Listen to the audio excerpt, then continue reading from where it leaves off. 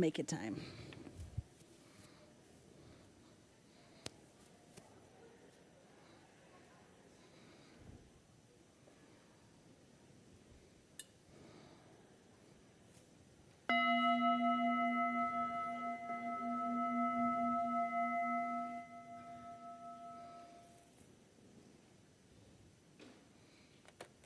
Good morning. Welcome to the Unitarian Universalist Congregation of Salem.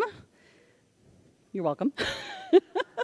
This is a participatory service, so please do engage in every way that is right for you. I am the Reverend Monica Jacobson. I use she, her pronouns, and I serve this congregation as minister. We are so glad you have chosen to join us. All of you here in the sanctuary, all of you joining us online. It takes every single person choosing to come and participate for us to create and co-create this religious community together. Leading worship with me today are Ariane Kirkpatrick as our celebrant, Grace Curran is our cantor, Lori Ann Schmidt is on piano, Molly Brown is our director of religious exploration, Annie Jocelyn is with us this morning as our Lifelines lay minister, Sarah Pickett is back at the tech table, and Doc Hadley made our slides this morning. And so far, we're having a good run of technology, so we can actually see the slides that Doc has made. This morning, did you just say I jinxed it? Don't jinx it. I knocked on wood. Lorianne's knocking on wood too. Lorianne is the one who has to run back and fix it whenever anything weird happens, so she doesn't like me to invoke anything that might call the gremlins down on us. We are gathering this morning for a special kind of service, a participatory service. So you may have noticed that there are tables, there is an altar space, there's a vase of water, there are some chimes back there. This is a service where we gather to remember all those we have loved who are no longer living, all the ancestors whose lives made our lives possible. And we will have participatory ways to do that later in the service. We have gathered this morning, as always, as a community of seekers, each and every one of us carrying questions, searching for wisdom and inspiration to help us live lives of meaning, coming in with the love and the gratitude that we bear in our hearts, and also with all of our fears and our worries and our hopes for this world that we live in, for the work that we undertake every day to bring more love and more justice into everything our lives touch. You are welcome here this morning exactly as you are, with whatever beliefs sustain you, whomever you love, in every way that you understand and express your identity, and in all the movements of becoming toward the person you yet may be. If you are joining us in the sanctuary, please know that as part of our gathering, we do have a basket of quiet fidgets available, as well as having some Play-Doh on this table. If you're going to use the Play-Doh, please stay at this table. If you'd like a quiet fidget, Molly's got it in the back of the room. And if you're still coming in, feel free to come in and find a seat. I know that folks tend to fill up right along the edges. So if you're sitting near an aisle and you're comfortable moving in a little bit so that somebody can find a seat more easily, go ahead and scooch, and we'll figure out how to get everybody in and seated and comfortable. If you're joining us online, you are responsible for your own seat. I hope it is comfortable where you are. Because we are worshiping as an all-ages community today, I simply want to name that if you notice that it's hard for you to concentrate where you are, it's okay to get up and move during the service. You can relocate yourself as needed. You will not throw off anybody's groove by shifting seats or changing rows, whatever you need to do. And now, will you join me in taking a good deep breath? Feel how the air comes in and fills your body. Feel it go out. sense the presence of all these people around you gathered in this community? Know that everything you are worried about can take care of itself, at least for a little bit, as we share this time together. Come, let us worship. I'm going to invite you to rise in body, in voice, in spirit, whatever is right for you today for our gathering hymn. It is number 1003. We have slides, but you may also want the teal hymnal because we are going to sing it in a round. So if you'd like to be able to see all the verses at once, the teal hymnal is the way to do it. Okay. So we're going to split into 4 for this. So I'm going to lead part 1. Barbara will lead part 2. Monica will lead part 3. And then part 4. Once we do get into the round, we're going to repeat the last line, and then we'll all end together. But for now, we're going to sing it once through all together.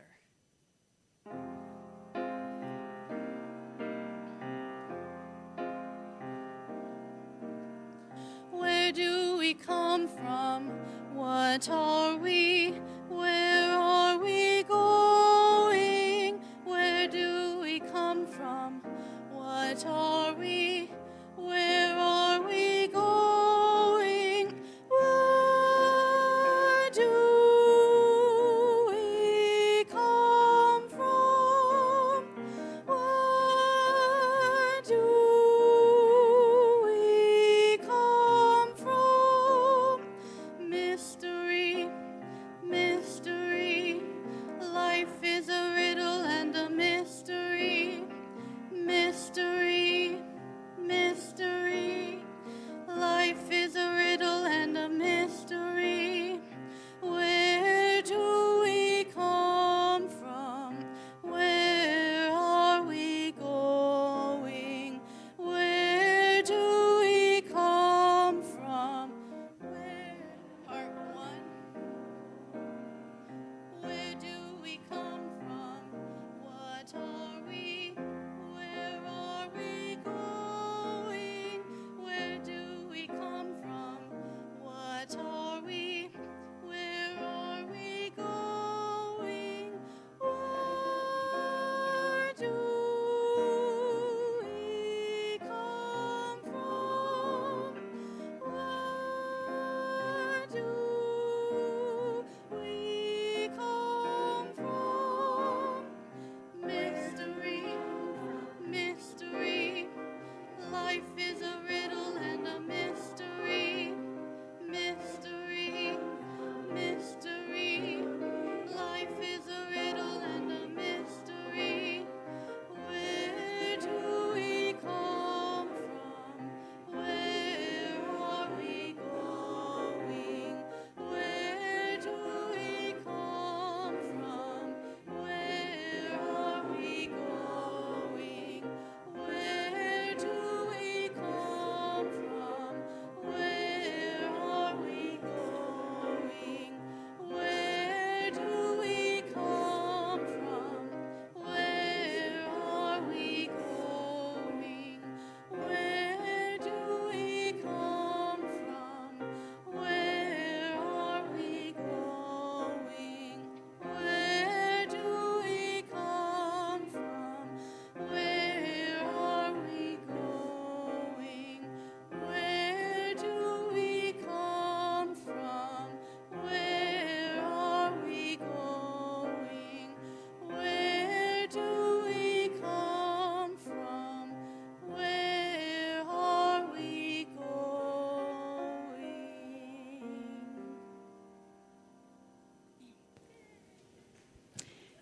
You all did a beautiful job. There is no wrong way to sing around, so if you changed parts at any time, that is okay. It is part of the mystery. Thank you for embarking on this 4-part experience with us. I know for some people that was delightful, and for other people it was like, oh no, please don't make me do this. Thank you for doing it.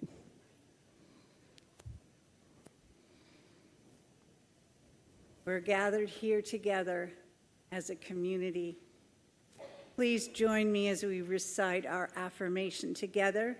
The words are projected here and are also in the order of service. Love is our doctrine. Compassion is our way. Here we seek to create a joyful home for free religious exploration, build a community of caring fellowship, nurture the hopes, and serve the needs of our world.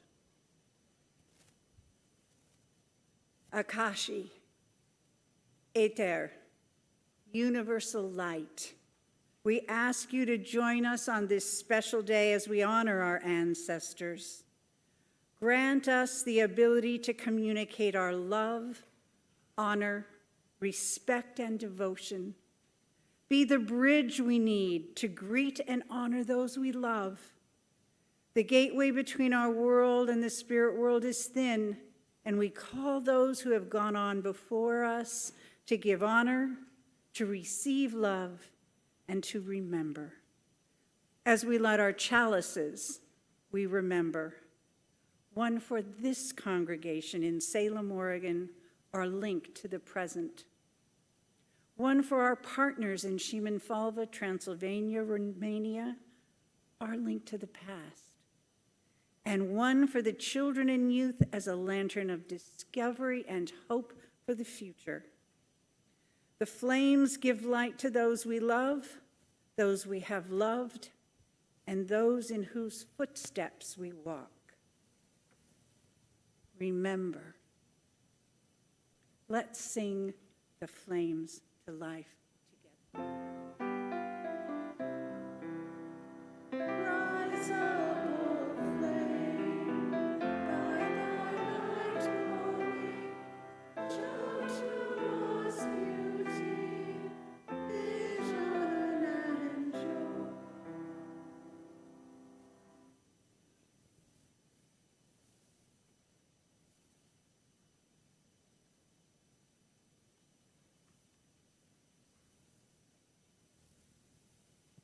Good morning.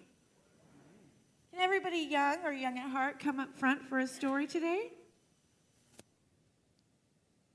We have a special story. You can stay sitting right there if that works for you. That's okay.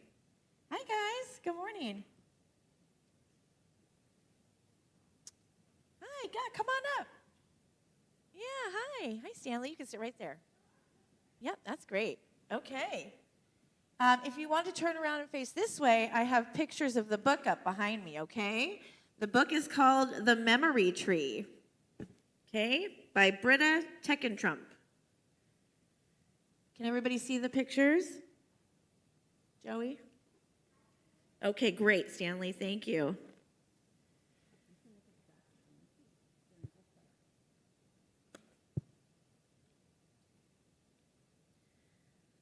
There was once a fox who lived with all the other animals in the forest.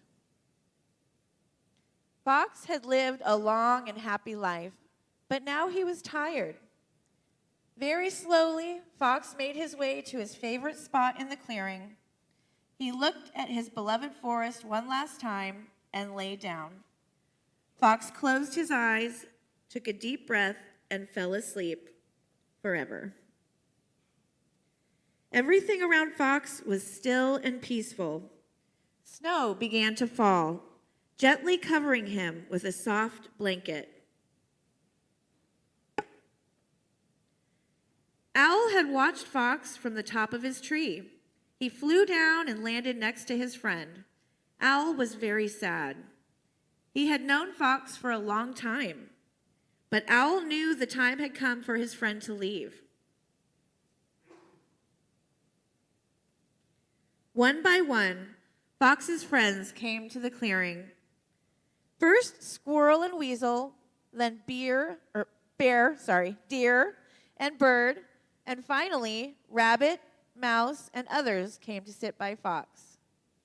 Fox had been loved by everyone. He had been kind and caring. No one could imagine life in the forest without him. The animals sat in silence for a very long time. Owl was the first one to speak. He smiled warmly and said, "I remember when Fox and I were very young. Every autumn we raced to see who could catch more falling leaves." The other animals remembered and smiled. Mouse said softly, "I remember how much Fox loved the sunset. He always sat at this exact spot."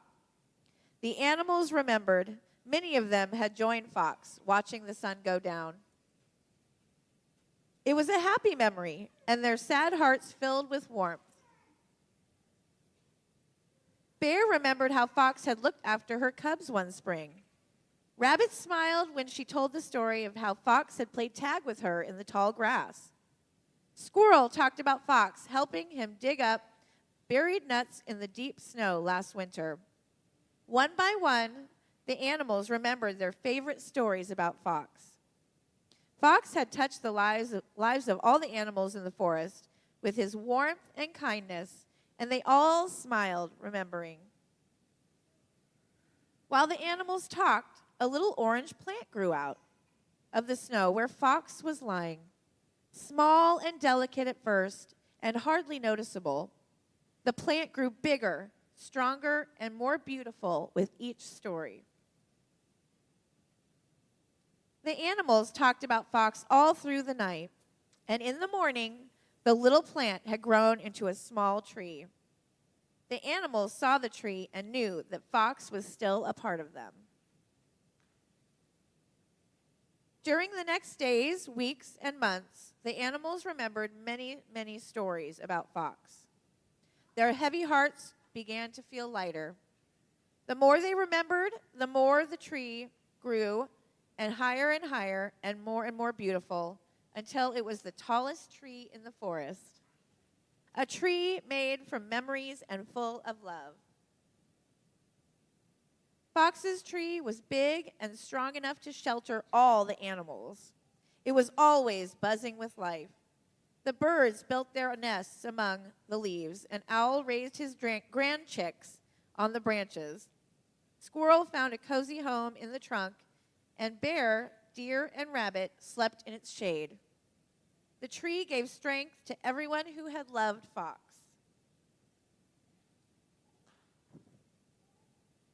And so, Fox lived on in their hearts forever. The end.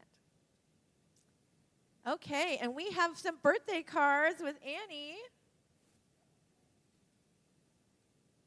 It turns out November is a busy month. So I have Milo Alexander. If you're here, come and get a birthday card from me. Parker. Rowan McKinney. Jack. Amelia. Not here today, but I'll get all of these for A's. And I have one other one in case there's somebody here for a kid that has a birthday in November. No? Okay. Well, when it's the first Sunday of the month, please come and we'll pass out birthday cards. And if you're not here, then I'll make sure to get it in the mail. Okay, thank you, Annie. And we are doing a multi-generational service today, so everybody can get up and go back to their seats. Thank you.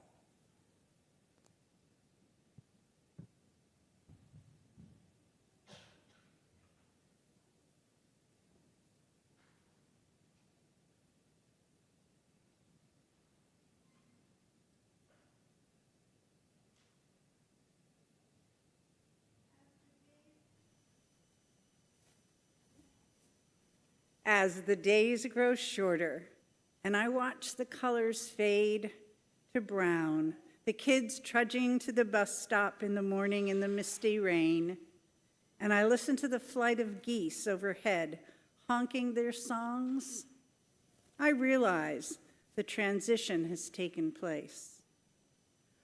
For me, it's a time to gather thoughts as well as the remaining root vegetables from my garden, in the same way that crops have been gathered in over generations. It's time to reflect, remember, reimagine. I notice the shadows getting longer and the daylight becoming shorter. And the anticipation of the changes fills me with expectation and a little bit of trepidation.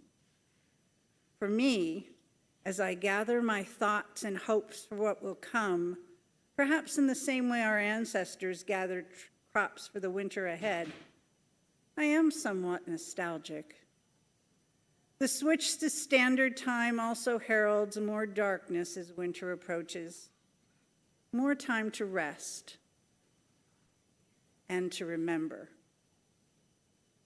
Autumn is currently my favorite season of the year, even as I'm getting close to my own winter and the end it predicts. I still bask in the loveliness of the oranges and reds and yellows among the evergreens. The crisp mornings where breath hangs in the air and the nose feels the bite of cold. I remember when I was young and on my way to school. And as the last fruits and vegetables have been harvested, and the leaves of crimson and gold have fallen on the grass, and the smell of pumpkin spice fills the air. Yeah, I'm looking at you, Starbucks. I've come to truly internalize that autumn is here. It has indeed arrived and set itself firmly in place. It's time to slow down, to allow the day to give way to more darkness and to take time to dream a little as the tone and tempo of life changes along with Mother Earth. In reflection, I remember my grandmothers baking and cooking and knitting and crocheting, preparing for the winter, as I am sure their grandmothers and their grandmothers before them did in their own ways. Remembering. There's so many ways to share the abundance, to flow with the transition and those changes that the season brings. It may be time to contemplate our many accomplishments, even while tasting that first cider of the year or breathing in the fragrance of the leaves as they break down and become fodder for next year's growth. Those same stirrings that inspire animals to burrow deep into the earth can also compel all of us to celebrate the rich bounty of the year, which was wrought for us, and to reflect on how far we have come. Looking back at the work from the spring and summer of life brings awareness of how priorities change with the season, and each transformation flows with it. Looking back to honor our ancestors and the work they did to bring us here. Reflecting and waiting for the darkness of winter reminds us to rejoice in the return of the light when the sun moves once again towards another season. Darkness is not without some light, and darkness allows for us to rest, to give energy to what will be. Let's pause to remember, to give love, and to honor others, and to rejoice in life and in nature, where every finale serves as an overture for a new beginning.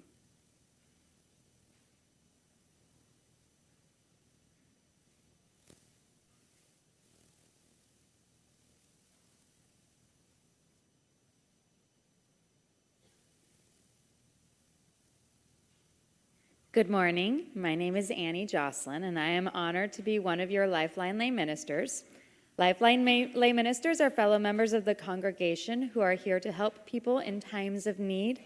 You can find us by looking for our lavender stoles and badges.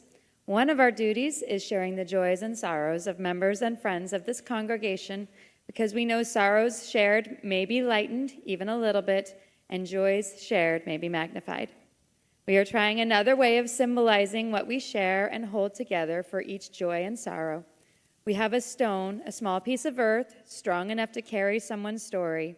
The stones go into a bowl of water. The The water symbolizes this community and remind us of joining our waters in our fall gathering. As each stone goes into the water, the ripples that form remind us that each of us touches all of us. Today I have one joy. I saw many people bring food to the wagon this morning, much more than could actually fit in the wagon. You should check it out when you go out there. I love seeing how many people here care so much about our community. And we place one more stone for all the joys and sorrows carried in our hearts, but unspoken today. Thank you, Annie. On this day, this weekend, this time when the veil is thin, let us enter together into a time of centering and reflection as we share these words from Tess Baumberger. We exist within this interstitial surface tensed between past and future. This violet veil, which undulates between health and illness, the filmy membrane polished between body and spirit. This alert eardrum vibrating between human and divine.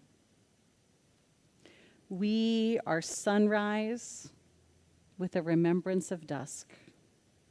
We are soul with patina of soil. We are stillness with mere veneer of words. We are smooth surface of water stirred by spirit. Let us share a few breaths together in silence.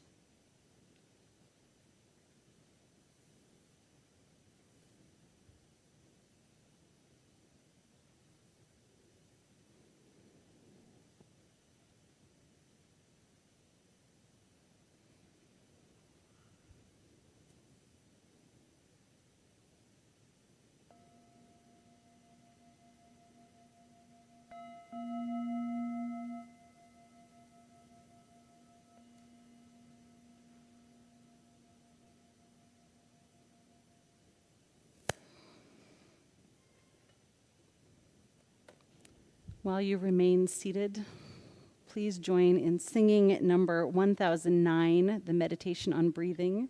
It's in the teal hymnal. We are again going to sing it with all the parts. So if you'd like to be able to see them all, take out a teal hymnal.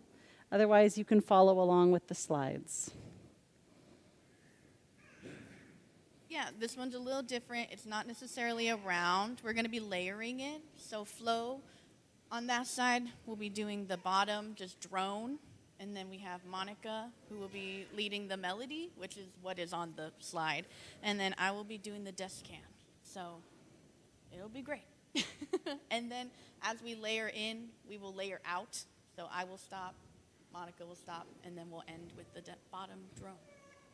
Okay. So the drone is just a C. It's the same note over and over again. If that's your speed this morning, go with flow. Be team drone. Yes.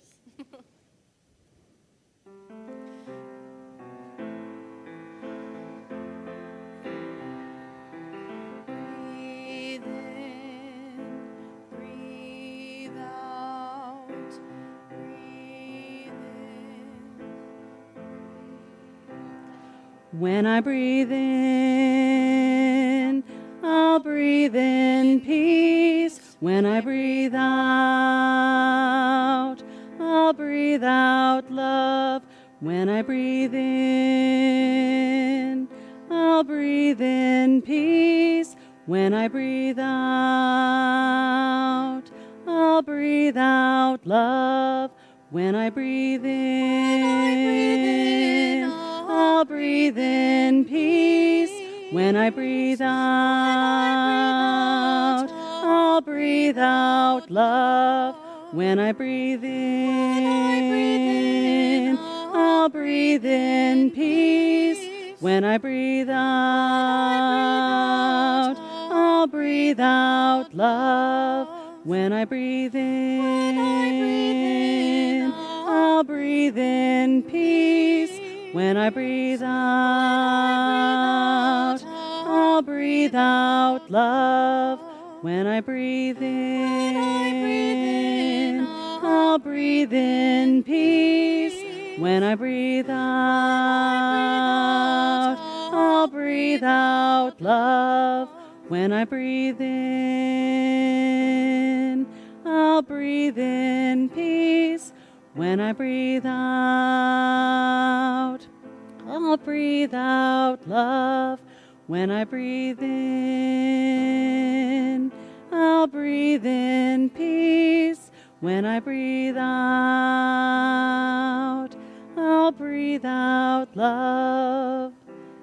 Breathe in, breathe out, breathe in, breathe out.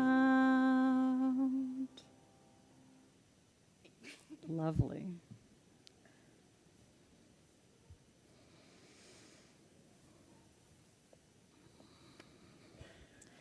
A brief reflection for us this morning with props. Just a quick survey. Who knows what this is? Raise your hand if you recognize this object. Excellent. Many people know what this is. It's not as mysterious as it will be in another 20 years or so.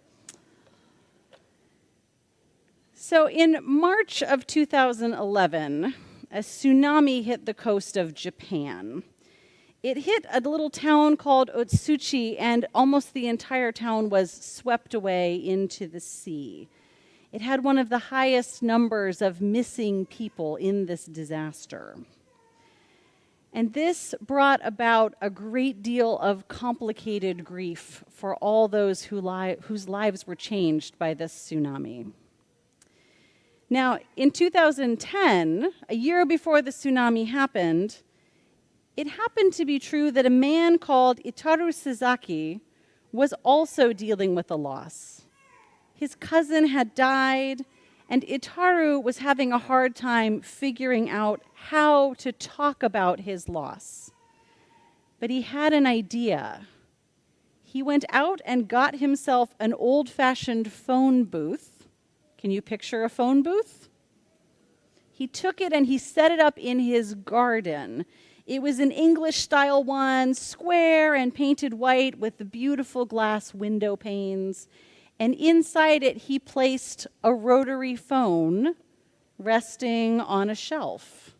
Now, his was black. This one is beige. But still, a rotary phone.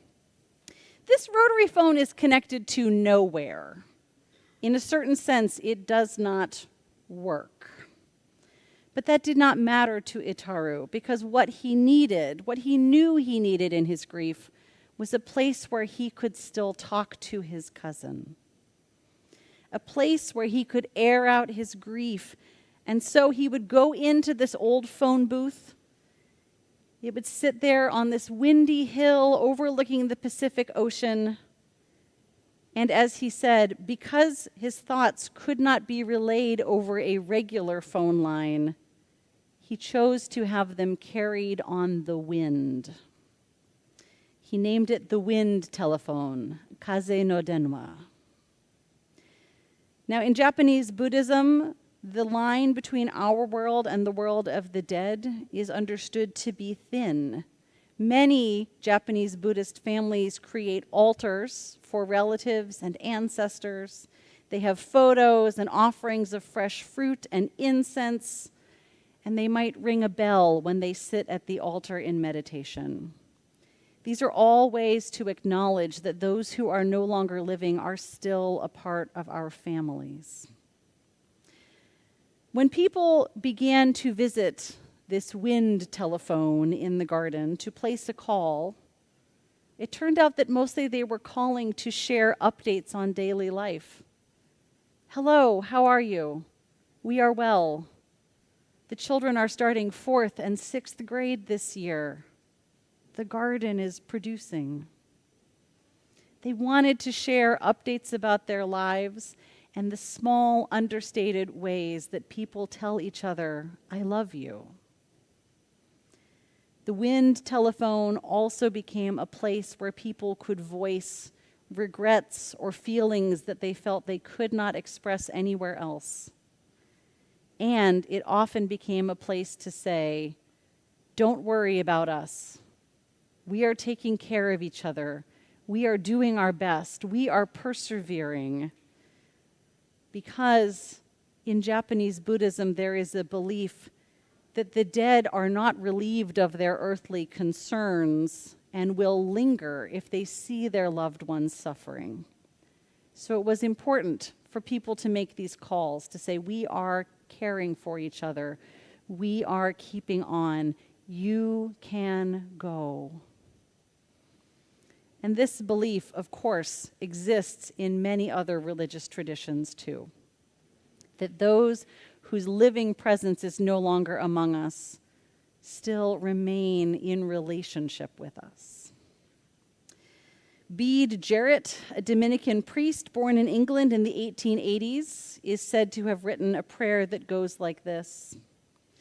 We seem to give them back to thee, O God, who gavest them first to us. Yet thou didst not lose them in giving, and so we do not lose them by their return. Not as the world giveth, givest thou, O lover of souls. What thou givest, thou takest not away, for what is thine is ours also when we are thine. Life is eternal and love is immortal, and death is only a horizon. And a horizon is nothing save the limit of our sight. This is another way, another description of the way that our relationships go on. Because we know, I think we probably all know, that the love that we feel for someone does not end when their presence goes beyond the limit of our sight. When you think about the horizon, the curvature of the earth, the fact that you can only see so far, you know that the earth does not stop simply when you cannot see it any longer. And so in the same way, we know that our love goes on and on as we remember and remain connected to those who have been dear to us, who are still dear to us. What is over this horizon? I don't know. I'm not sure we really can know, those of us on the living side of the horizon. But I trust that in the same way that the land and the sky and the sea go on past anything I can take in, that love goes on further than I could ever measure.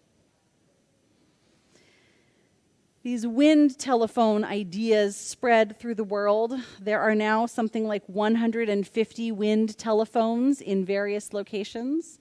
There actually are 7 of them in Oregon, including one in Silverton. So if you'd ever like to place a call on a wind telephone, first, you can come and borrow this one. It lives in my office. But second, you can go to Silverton, step into the phone booth, and make a call whenever you might wish to. And today, in this special service, we have other ways, too, to honor our connectedness, the way that love always goes on. We have stations set up here in the sanctuary. You may have observed some of them as you were coming in. We have an altar space. If you've brought photos or objects that represent those you are remembering, ancestors you are honoring, you're welcome to place things up here on the table, to place them on the chancel below, to light candles. And we have these little hearts you can also place if you did not bring an object today but would like to add something to symbolize those you are remembering. We have also down here slips of a special kind of paper. This is dissolving paper. So you can pick it up. You can get a pencil and write messages to those you are remembering today. And when your message is complete, you can place it into the water and watch as the paper dissolves. We have a station over here with Play-Doh and some little glass beads. These symbolize the way many cultures create offerings of food for those who have died. This is not actually food. Don't eat it, please.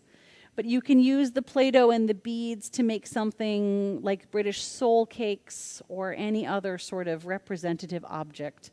Please do keep the Play-Doh at the table. Don't let the Play-Doh travel through the sanctuary, but you may travel through the sanctuary. Back here, you can see some little battery-powered lanterns on the table. Near that table, there also are a set of chimes. The invitation there is to take a seat, to meditate or reflect, and then if you would like, when the memory of someone dear to you feels particularly close, you can ring the chime so that we all can witness just a little bit this ongoing connection. And finally, back here, there is a table with Scrabble tiles. Many cultures teach that as long as the names of those who have died are spoken and shared among us, their memories are kept with us. You can use the Scrabble tiles to make the name of someone you are remembering. It will interlock with all the other names, showing the ways that all of our lives are connected and are interdependent. Lorianne's going to give us a little music. You are also always welcome simply to stay where you are, to return to your seat early, to go wherever you are drawn this morning. And if you are joining us online, I invite you to find the supplies that you need where you are, to write messages or create art, something that brings those you are remembering close to you in this time. You're welcome to go as the Spirit moves you.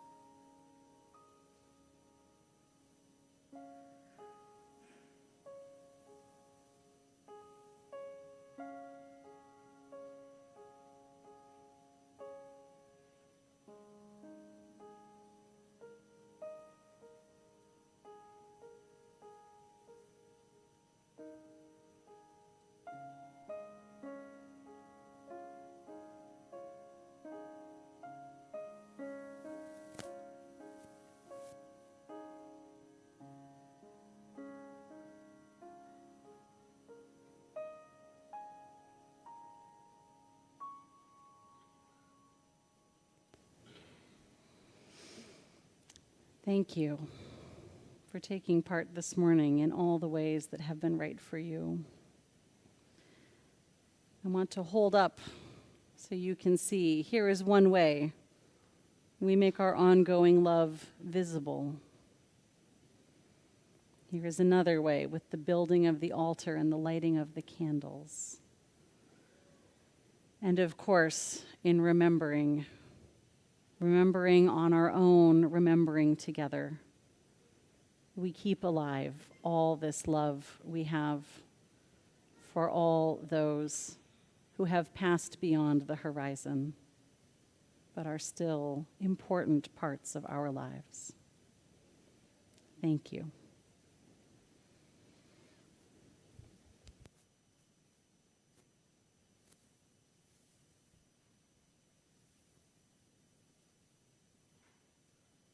It is from you and me that this place, this Unitarian Universalist congregation of Salem, strives and survives and grows. Each week, we all have the opportunity to contribute to the health and the growth of this place, the people who come here, and the work we do for our communities. Each month, we offer to share whatever we collect with a nonprofit group that reflects the values and purposes we embrace. This month, we are sharing our plate with our own microfinance project. From our website, the UUCS Microfinance Project makes small loans to people living on the edge so they can increase their earning power, escape poverty, and make a better living for their families. Often, poor people are not able to borrow money to buy small equipment items or materials necessary for their businesses, and banks are few in rural areas. The UUCS Microfinance Project is trying to help people that banks cannot or will not help. Current projects are in Laos, Peru, Kenya, and Nicaragua. Our donations create permanent, revolving loan funds that remain in the community to provide capital now and in the future. In the last dozen years, UUCS has contributed to the well-being of many dozens of households in a number of impoverished communities in Laos, Peru, Zimbabwe, Nicaragua, and India. Aided by partner organizations, we have provided funding for small loans to poor households with good business ideas. The loans, once repaid, are loaned again and again. The NEO Fund, our current partner organization, provides microloans to the poorest of the poor. We also do our part to help fight hunger in our communities, even more important as this month begins. Please contribute non-perishable foods to the Little Red Wagon, which is overflowing today, thank you.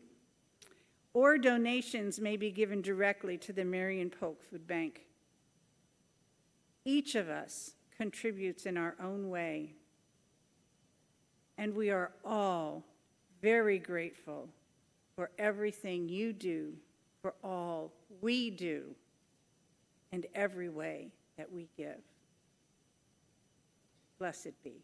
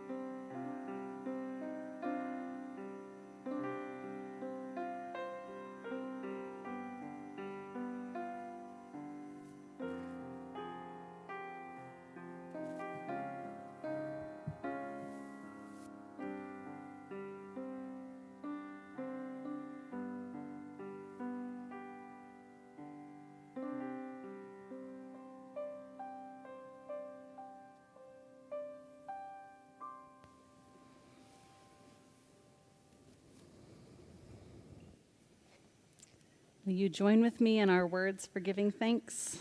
They are on the slide. They are also printed in your order of service. Let's say them together.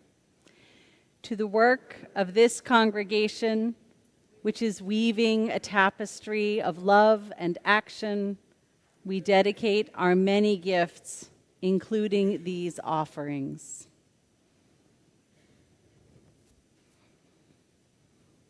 Our social justice lantern is the symbol of the light in the darkness, one that doesn't allow hatred and deceit to hide, one that brings hope and clarity.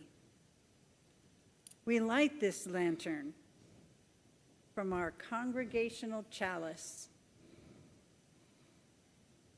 symbolizing the work we do together, and that work is brighter and stronger than any one of us alone.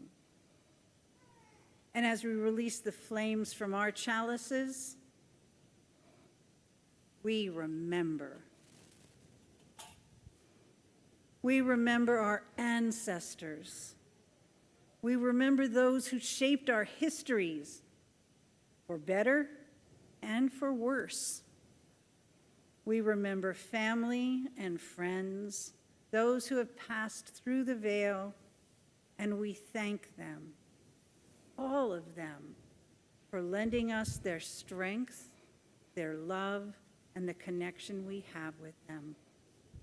Go in peace and remain in love. You are honored by us and will forever be in our hearts. Blessed be. A few announcements. Next week starts one of our weeks to host families through Family Promise. We need about, I think, 50 volunteers to make the week run.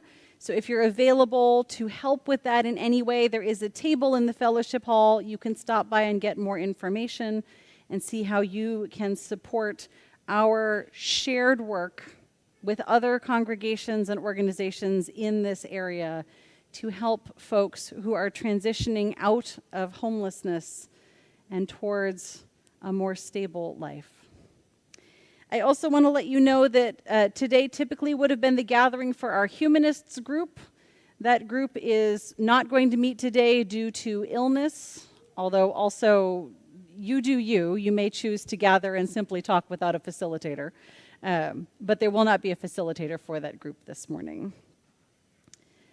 There's always so much going on, more and more every week, it seems, which is fabulous. It is the sign of a vibrant congregation. So take a look at the back of your order of service. If you're not already getting our Friday email updates, you can get signed up for that by stopping by the welcome table. And know that you can simply ask other folks here, what's exciting to you? What might I like to be involved in?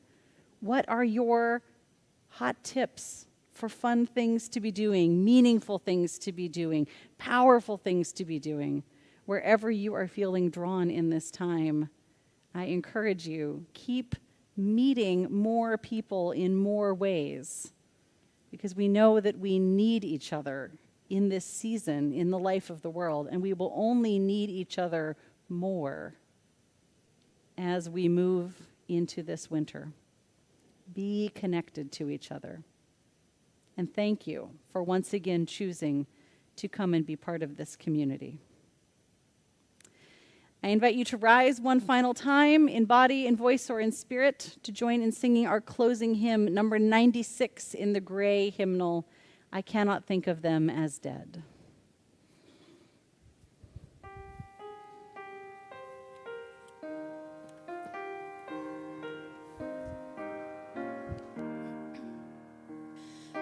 I cannot think of them as dead who walk with me no more. Along the path of life I tread, they are but gone before.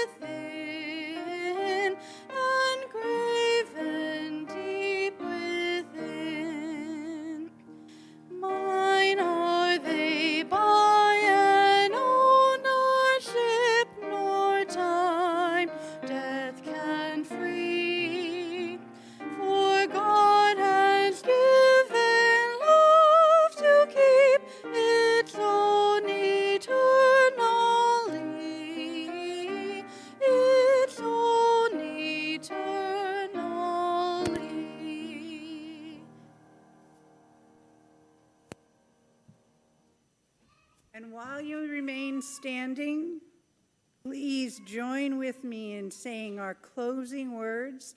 They are printed on the slide and also in the order of service.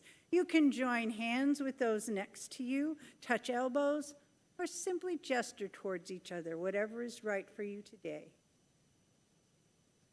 May faith in the Spirit of life, hope for the community of earth, and love for the sacred in one another be ours now and in all the days to come.